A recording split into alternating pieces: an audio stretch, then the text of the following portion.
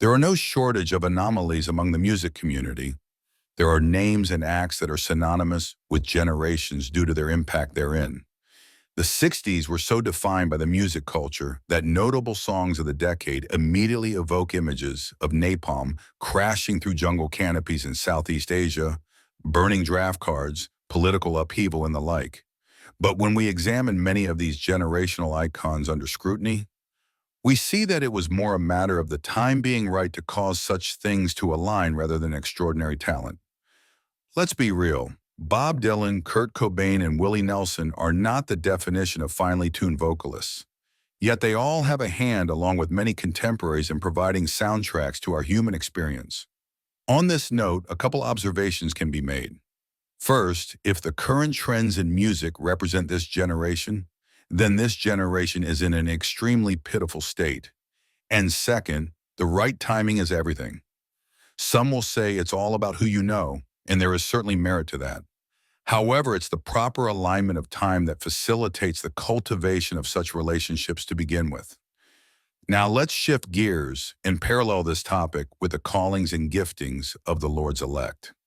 As a career musician, having played across many genres and contracts, I know what it's like to put man's hope into the unlikely desire that some chance big break will happen and that you might be the one plucked from the like-minded masses unto stardom and prestige.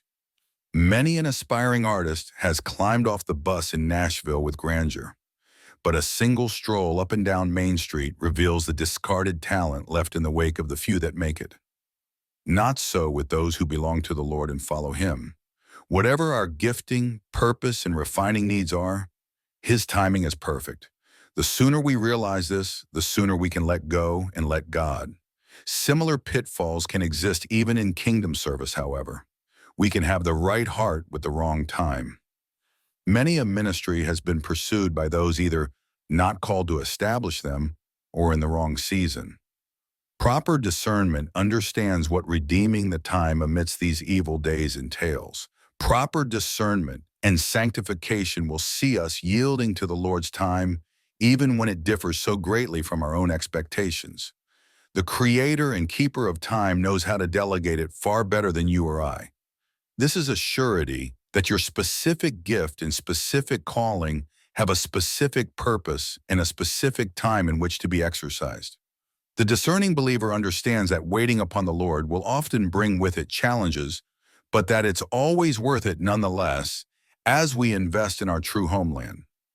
In contrast with the prescribed example, not only do we not have to worry about the factors of time aligning just so in the facilitation of our prosperity, but we're assured of a far greater reward in the slightest chance that a worldly act makes such a mark as the notable ones who came before them.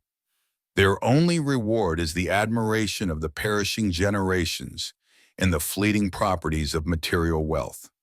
But we for a crown and a place at the Master's table, we for an eternity of glory. All of a sudden, the aspirations of a life apart from Christ seem little more than rubbish, and I thank the Lord for His withholding as much as His outpouring, for in both Romans 8:28 is fulfilled. He offers such grace.